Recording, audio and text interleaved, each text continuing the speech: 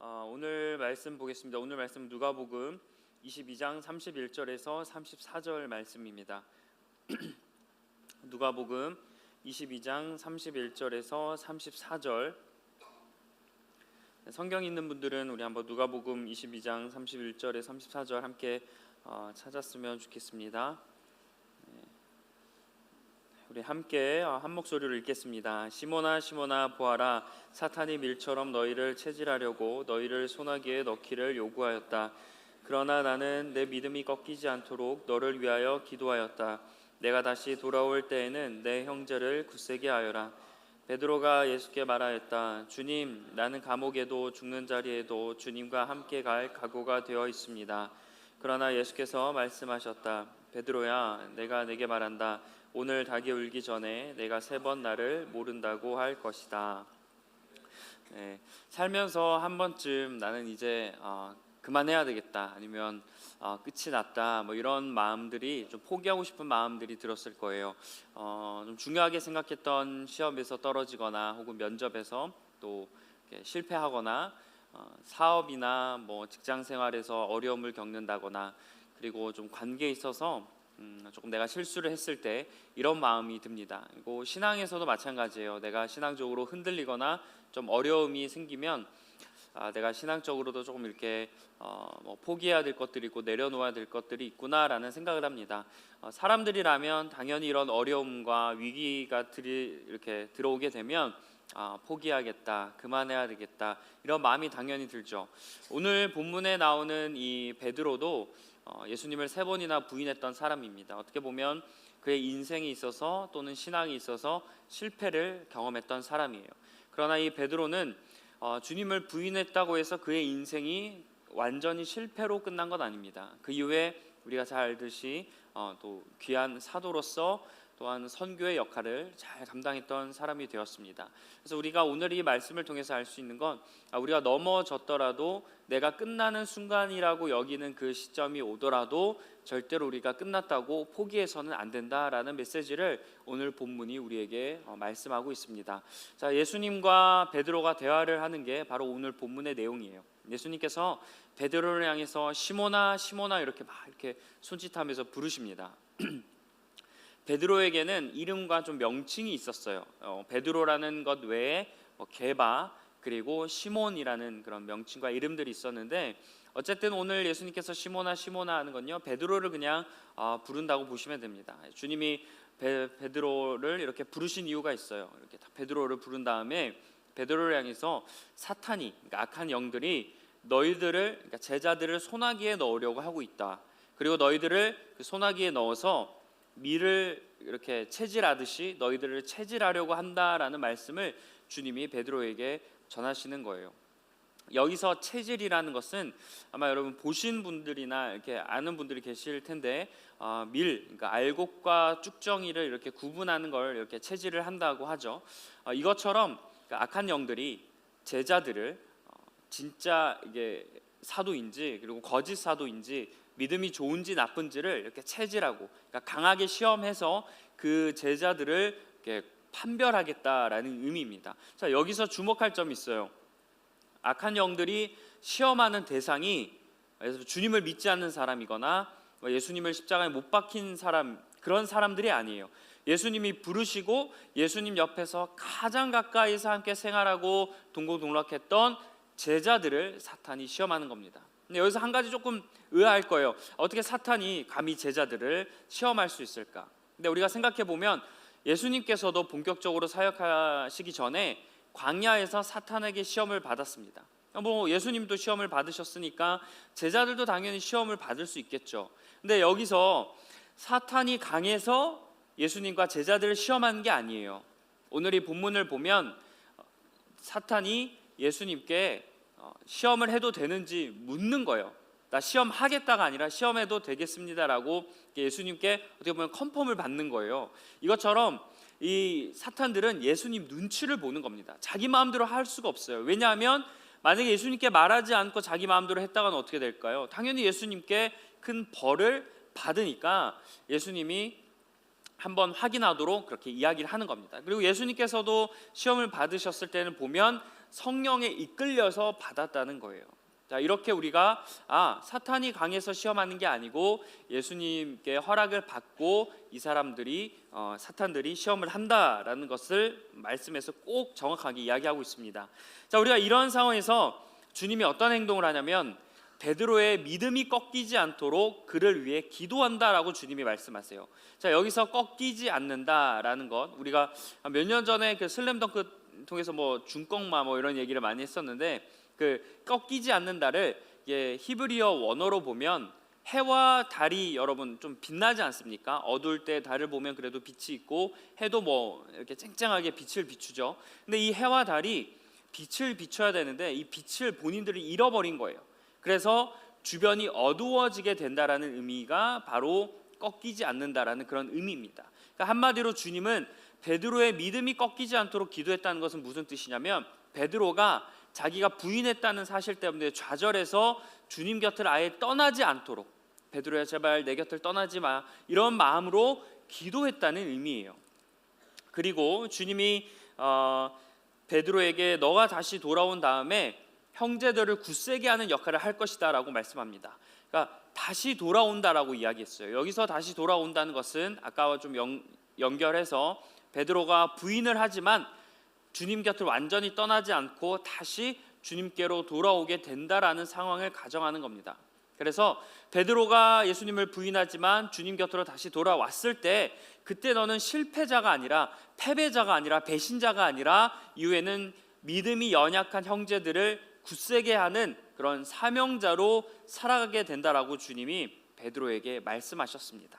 자, 여기서 근데 한 가지 좀 기억해야 될 건, 예수님께서 베드로가 너가 부인하지 않았으면 좋겠어, 예를 들어서 너가 부인하지 않게 될 거야, 만약에 부인할 가능성이 조금 보여 라는 식으로 주님이 말씀합니까? 주님은 그냥 너가 닭이 울기 전에 나를 3번이나 부인한다라고 약간 팩트로 이야기를 하세요. 전혀 막 이렇게 조심스럽게 이야기하지도 않고, 만약에 베드로가 부인하면 어떻게 하지, 얘가 어떻게 하지, 이런 걱정하지 않으시고 그냥 적나라하게 예수님께서는 사실을 탁 이야기하십니다. 그냥 이러한 일이 일어날 것이다 라고 아예 선포를 하시는 거예요. 자, 지금까지 제가 주님과 베드로의 대화를 쭉 이렇게 설명했었는데, 저는 이 본문을 묵상하면서 인간의 연약함을 되게 느끼게 됐습니다. 왜냐하면 예수님께서 베드로에게 너가 나를 부인한다라고만 말씀하지 않으셨어요. 내가 너의 마음이 꺾이지 않도록 기도하고 있다, 그리고 너가 다시 나에게 돌아왔을 때는 너가 이런 귀한 사명을 감당하게 될 거다라는 좋은 말씀도 하셨거든요. 근데 지금 베드로는 예수님이 하셨던 좋은 말씀을 기억하지 않아요. 예수님이 부인한다라는 그 말에 지금 베드로는 꽂힌 겁니다. 그러니까 한마디로 베드로 긁힌 거예요, 예수님 말에. 왜 이렇게 사람들은 이렇게 좋은 말 이런 거를 기억하기보다는 기분이 나쁘고 나를 화나게 하는 말에 더 이렇게 꽂히는지는 잘 모르겠어요. 아마 우리가 베드로였더라도 예수님께서 좋게 말씀하신 것을 기억하기보다는 부인한다라는 말에 내가 더 꽂혔을 수도 있겠죠. 어쨌든 베드로는 주님이 하셨던 그런 사명에 대하고 앞으로의 미래에 대한 말씀보다 너가 나를 부인한다는 그 말에만 꽂힌 거예요. 그래서 베드로가 어떻게 대답하냐면, 주님, 제가 다시 돌아와서 하나님의 일을 감당하겠습니다라고 대답하지 않습니다. 베드로가 뭐라고 하냐면, 주님, 저는 제가 감옥에 가더라도, 심지어 제가 죽음의 위기 가운데 있더라도 절대로 주님을 부인하지 않겠습니다라고 이야기해요. 자, 이건요, 내가 부인하지 않겠다는 그런 다짐의 고백 같지만 주님을 약간 한 방 이렇게 먹이는 거예요. 나 무시하지 말라고, 나 이렇게 할 거라고, 주님 왜 나를 부인하냐고, 왜 그렇게 나를 단정 짓냐고, 베드로가 주님께 약간 어떻게 보면 한 방 먹이는 그런 말입니다. 그런데도 주님은 이 말을 딱 듣고, 그래, 내가 너무 베드로 너에게 연약한 것처럼 이렇게 말을 했다, 미안하다, 이렇게 반응하십니까? 주님은 진짜 완전 대문자 T처럼, 아니야, 너가 3번 나를 부인할 거야, 이걸 너무 확신 있게 주님이 그 말씀을 다시 한 번 더 하시는 거예요. 자, 그런데 여기 이 지금 대화만 보면 주님이 야속할 수 있어요. 어떻게 그렇게 좀 아픈 말을 그렇게 하시는가, 왜 자꾸 부인한다는 말을 그렇게 지금 힘들어하는 사람에게 반복해서 말씀하시는가, 이게 이해가 되지 않을 수 있지만, 하지만 오늘 본문 그 속에는 주님의 이런 마음이 담겨져 있는 거예요. 너가 잠시 나를 부인하는 이런 넘어짐이 있다 할지라도 그게 끝이 아니라는 거예요. 그 이후에 사명이 있다라는 주님의 뜻을 말씀하신 겁니다. 자, 우리도 연약해서 베드로처럼 똑같이 넘어질 수 있어요. 신앙적으로 흔들릴 때도 있고, 또 연약해서 막 이렇게 마음과 몸이 지칠 때도 있어요. 우리도 또 부끄러운 죄를, 주님을 때로는 배반하는 그런 일들도 우리가 쉽게 할 수 있다는 거예요. 하지만 그렇다고 해서 우리가 하나님과의 관계가 완전히 끝나진 않지 않습니까? 우리의 신앙이 잠깐 죄를 지었다고 해서 우리의 신앙이 완전히 실패한 게 아니라는 거예요. 오히려 주님은 뭐라고 말씀하시냐면 그런 과정이 신앙이 깊어지는 과정이라고 말씀하시는 겁니다. 너가 이런 일을 감당하기 위해서 지금의 그런 아픔 혹은 부끄러움, 수치를 감당해야 한다. 이런 일이 있을 거다라고 주님은 말씀하시지만 얘기한 대로 지금 이렇게 실패하는 게 주님의 목적이 아니라 이후에 있을 귀한 사명에 주님의 마음이 담겨져 있었다는 거예요. 근데 베드로는 이걸 기억하지 못했어요. 주님의 이 마음을 기억하지 못하고 그냥 나에게 기분 나쁜 상황과 말만 기억해서 주님께 이렇게 대답했다는 겁니다. 자, 주님이 정말 베드로가 부인하는 것에 꽂혔다면 이걸로만 이야기하셨겠죠. 근데 주님의 관심은 베드로의 부인이 아니었어요. 꺾이지 않도록 그를 위한 기도에 주님의 마음이 있었고요. 그리고 그가 다시 돌아와서 형제를 돌이키는 그런 마음에 주님의 초점이 있었던 거예요. 그래서 주님은 이런 말씀을 하신 겁니다. 그리고 이런 과정을 통해서 베드로를 세워주기를 원하셨어요. 그러나 우리도 어떻게 보면 베드로처럼 이런 마음이 있어요. 나는 죄를 짓지 않을 것이다. 실수를 하지 않고 싶다. 그리고 신앙생활하면서 조금 이렇게 은혜와 그런 축복과 하나님의 그런 관계를 집중하기보다는 내가 죄를 짓지 말아야지. 이런 거는 나에게 안 좋을 거야. 이렇게 좀 율법적이고 너무나 형식적인 것에 우리가 집중할 때가 있어요. 그리고 하지 말아야 될 것들만 우리가 너무 생각할 때가 있는데, 그러나 우리가 거기에 너무 신경 쓰지 말아야 한다는 거예요. 물론 죄를 짓지 않으면 좋겠죠. 그리고 점점 신앙은 그렇게 성장해 나가야 합니다. 하지만 현재 지금 내가 그런 일을 한다고 해서 너무 거기에만 집중하지 않아야 한다는 거예요. 우리가 만약에 죄를 지었으면 나 끝났다.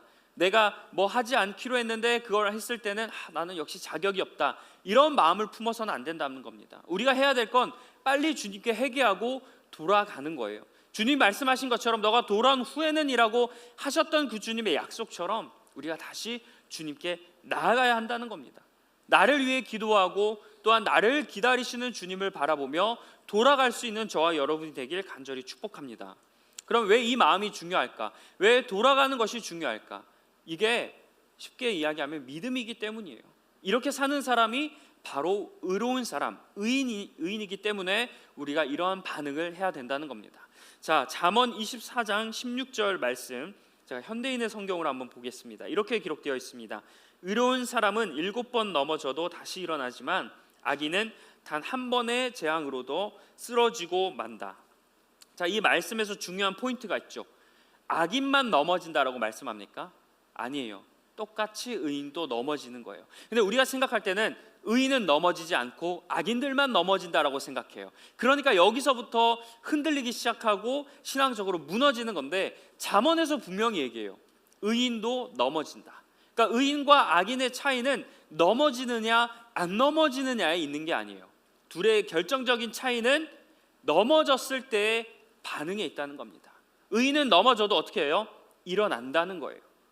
7번이라는 숫자가 있지만 그 성경에서 7이라는 숫자의 의미를 아시죠?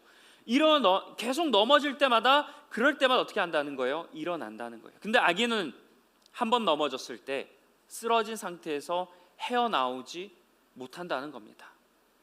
그러니까 이 말씀을 나에게 적용해 보면, 내가 지금 실패와 어려움과 문제 앞에 넘어졌어요.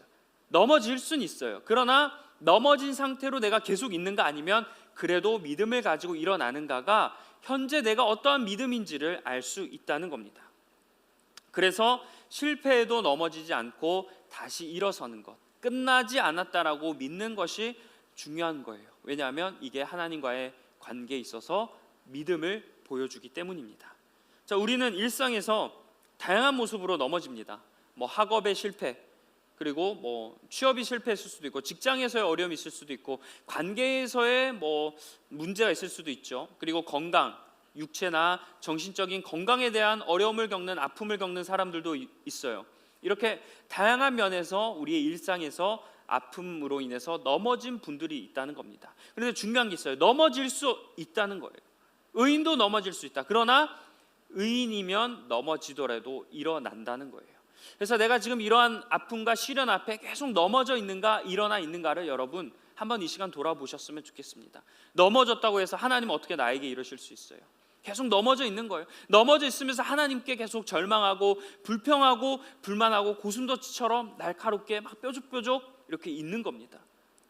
넘어졌다고 해서 결코 무너져 있는 상태로 계속 있지 말라는 거죠. 왜냐하면 하나님이 그 가운데 뜻이 있다는 거예요.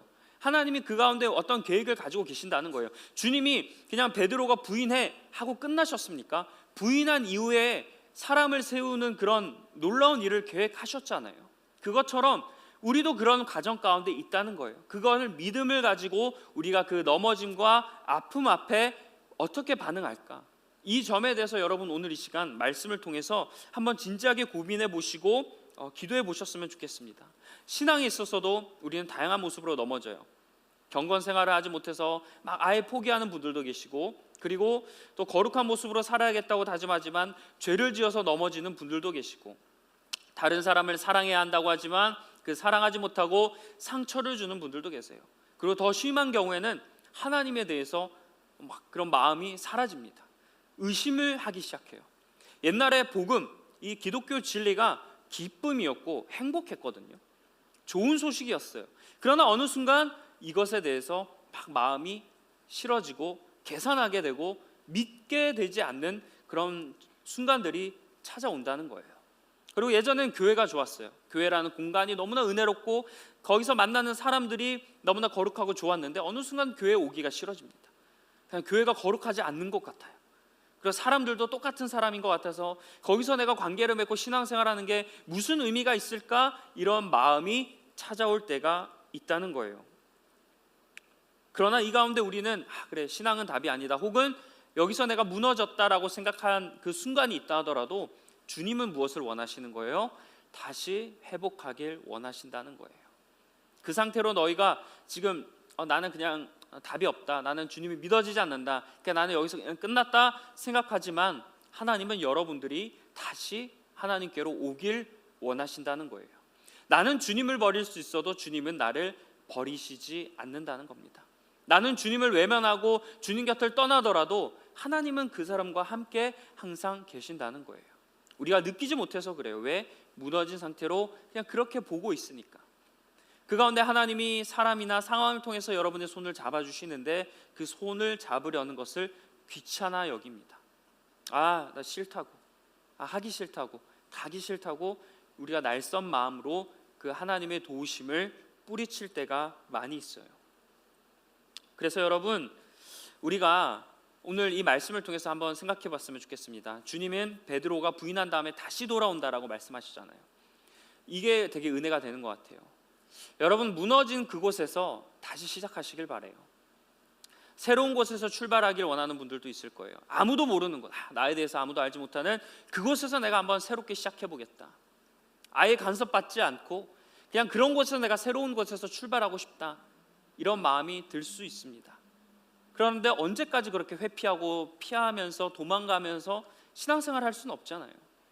다시 시작하는 게 중요한 게 아니고 그 이면에 있어서 더 중요한 건 주님 말씀처럼 다시 돌아오는 거예요. 실패한 그곳에서 시작하셔야 됩니다. 다른 곳에 간다고 해서 여러분 답이 있겠습니까? 언젠가는 하나님은 그 문제를 직면하게 하실 거예요. 베드로를 그렇게 하나님 만드셨잖아요. 직면하게 하시고 그 자신의 적나라한 모습을 예수님께서 보여주셨습니다. 그동안 그토록 떵떵거리면서 나는 하나님 막 이렇게 믿다, 나는 예수님 곁에 있는, 이렇게 막 자랑했던 그 사람의 본 모습을 주님이 보여주셨어요. 하나님의 계획인 거죠. 물론 우리가 그 돌아간 그 자리에서 시작할 때는요, 때로는 사람들의 눈치를 볼 수 있어요. 상처가 될 수도 있겠죠. 그런 시선과 그런 판단 때문에 막 의기소침해지고 나약해질 때가 있어요. 그러나 여러분 거기서 돌아가서 그 자리에서 다시 시작해야 된다는 겁니다. 주님은 베드로를 부인했으니까 야, 넌 내 제자가 될 수 없어. 다른 곳에서 너가 시작해. 그리고 거기서 귀한 사명을 감당해라고 주님이 베드로를 아예 내쫓으십니까? 다시 돌아오라는 거예요. 다시 돌아오라. 주님은 다시 돌아오길 원하시는 거예요. 그곳에서 이제 회복을 하게 하시고 다시 일어설 수 있는 힘을 주신다는 겁니다. 여러분, 그러니까 피하려고 하지 말고 다시 시작하고 싶다면 그곳에서 다시 시작하시길 축복합니다. 하나님은 언젠간 여러분에게 다시 그 문제를 직면하게 하실 거예요. 그래서 만약에 그런 문제로 어려움을 갖고 있는 분들이 계시면 저는 감사하셨으면 좋겠어요. 왜? 지금 여기서 빨리 회복하고 베드로처럼 그 이후의 스텝을 하나님께서 예비하시는 거기 때문입니다. 생명을 살리는 일, 지체를 하는 일을 위해서 여러분에게 지금 이 자리에서 회복하라고 말씀하시는 줄 믿습니다. 아마 각자 남들에게 말하기 어렵고 아픈 그런 일들, 흑역사라고 하는 것들이 있겠죠. 그래서 그때마다 우리는 좀 포기하고 싶은 마음이 들 수가 있습니다. 떠나고 싶겠죠. 그런 마음을 사람이면 당연히 들 거예요. 하지만 우리가 이 마음을 하나 기억했으면 좋겠어요. 나의 넘어짐은 끝이 아니라 은혜의 시작이다. 여러분, 넘어진 그것은요, 끝난 게 아니라 새로운 은혜의 시작인 줄 믿습니다. 우리가 넘어졌으면 한번 좀 생각해 보았으면 좋겠어요. 내가 어떤 새로운 시작을 위해 하나님이 지금 나를 이렇게 무너뜨리셨는가? 비록 내가 지금 처절하게 땅끝에서 지금 허우적거리고 있는 것처럼 보이지만 하나님은 나에게 어떤 비전과 또 이 기간 가운데 하나님은 어떤 계획을 가지고 계셔서 나를 이렇게 낮은 곳에서 이런 시간을 보내게 하시는가를 여러분 기대하셨으면 좋겠습니다. 발견하셨으면 좋겠어요. 베드로는 신앙의 실패를 경험한 다음에 그 다음에 하나님이 사명을 주셨죠. 근데 신앙의 실패를 경험했기 때문에 베드로가 다른 사람을 굳세게 하는 일을 감당했습니다. 여러분, 형제들을 굳세게 하라고 주님 말씀하셨잖아요. 그 굳세게 하는 형제들 대상 가운데 신앙이 좋은 사람들만 있겠습니까?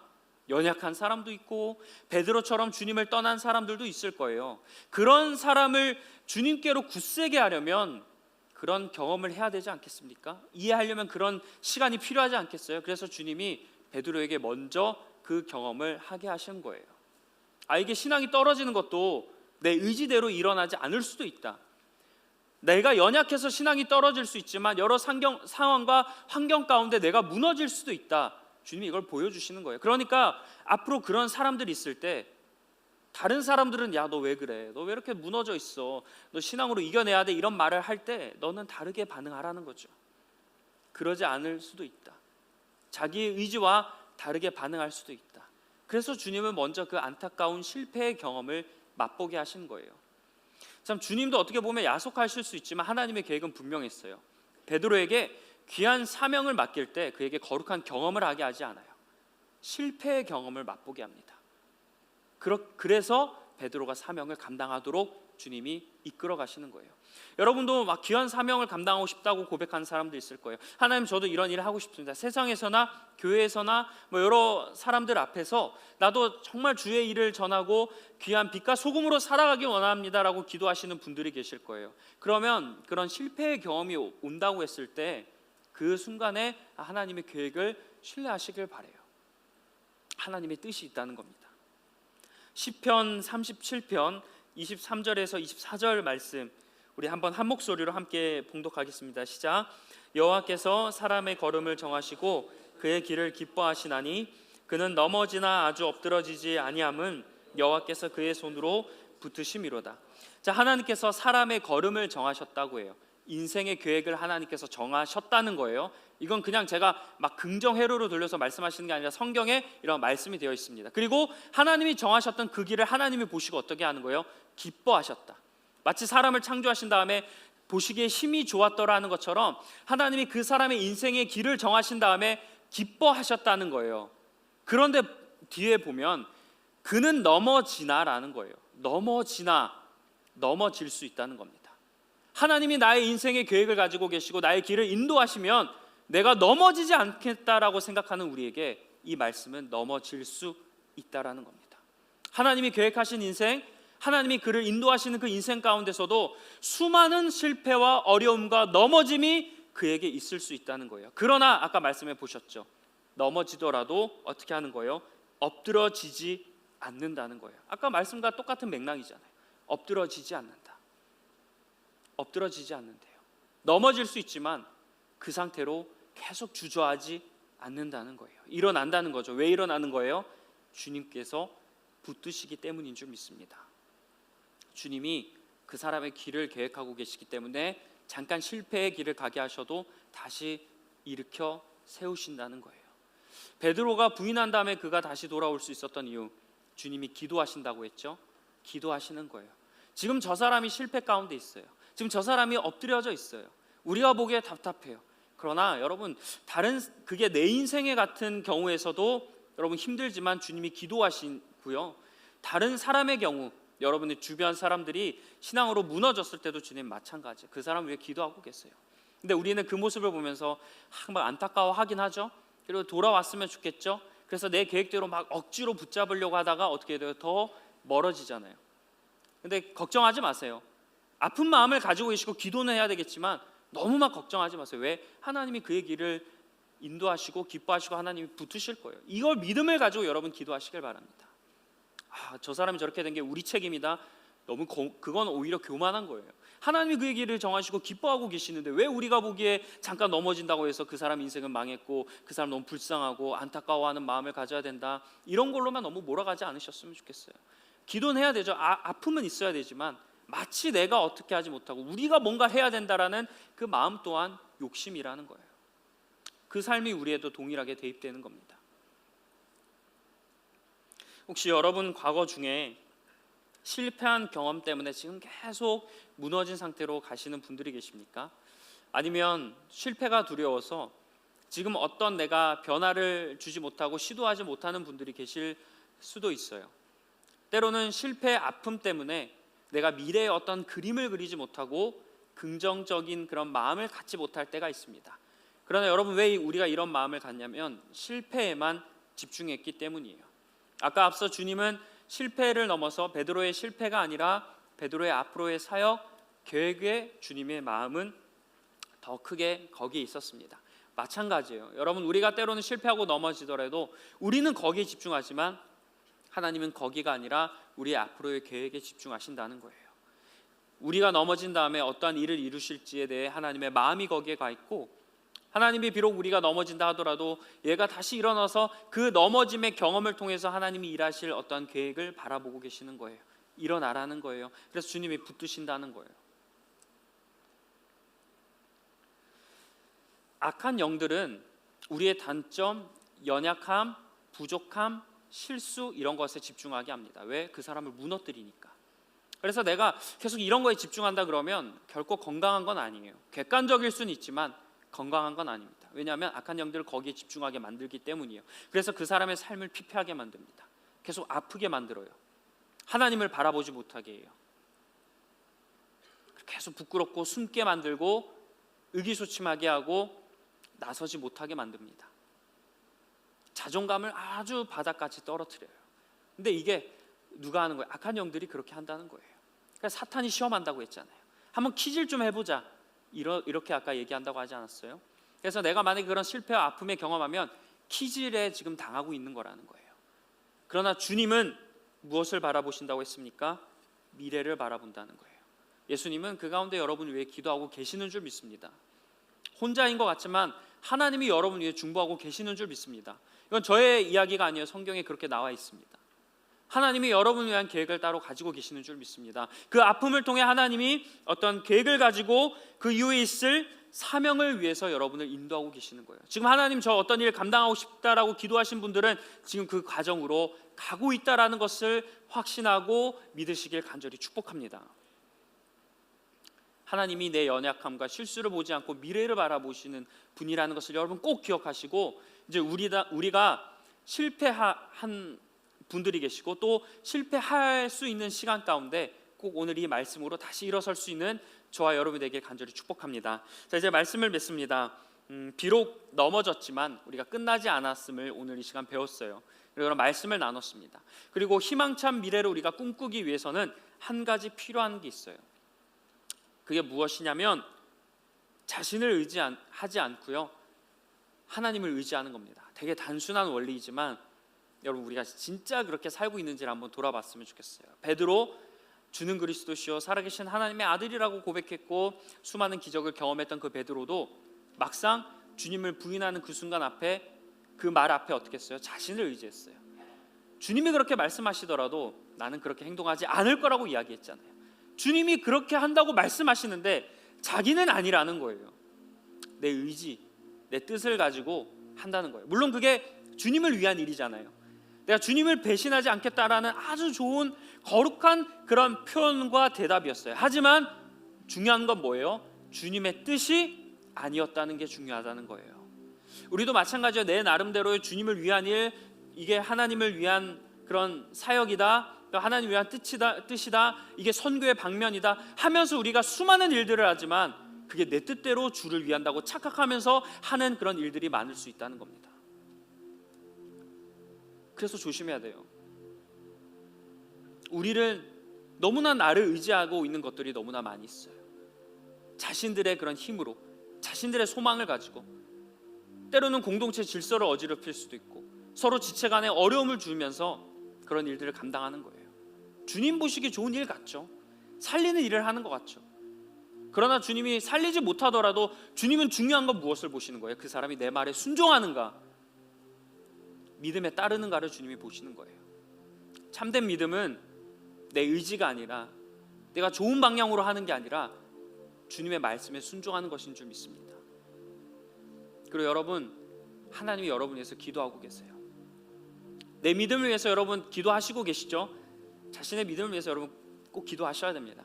다른 사람도 여러분을 위해서 기도할 거예요. 그러나 그것만으로는 부족해요. 내 힘과 내 의지만으로, 다른 사람의 도움만으로는 절대로 우리가 믿음대로 살아갈 수 없습니다. 그때 여러분 이걸 기억하셨으면 좋겠어요. 혹시 지금 신앙적으로 무너질 것 같은 분, 내가 실패해서 도저히 막 일어날 수가 없어요, 희망이 보이지 않는 분들이 계시면 이 말씀을 꼭 기억하세요. 주님이 여러분의 믿음이 꺾이지 않도록 지금 막 옆에서 간절하게 기도하고 계시는 줄 믿습니다. 주님의 기도와 주님의 응원과 주님의 미래에 대한 계획을 의지하면서 한번 일어날 수 있는 용기를 내시고 오늘 기도할 때 무너졌던 그곳에서 다시 돌아가시길 바라요. 비겁하게 도망가지 마시고 베드로처럼 다시 오시길 바랍니다. 무리들은 떠나갔어요. 진짜 제자인 베드로는 돌아왔습니다. 떠나면서 내가 계속 신앙적으로 살 거라고 착각하지 마세요. 주님은 돌아오라고 말씀하셨습니다. 오늘 이 말씀을 기억하며 함께 찬양하고 기도할 때 결단하시면서 앞으로 여러분의 찬란한 인생을 주님의 계획을 신뢰하며 살아가시길 간절히 축복합니다. 기도하겠습니다.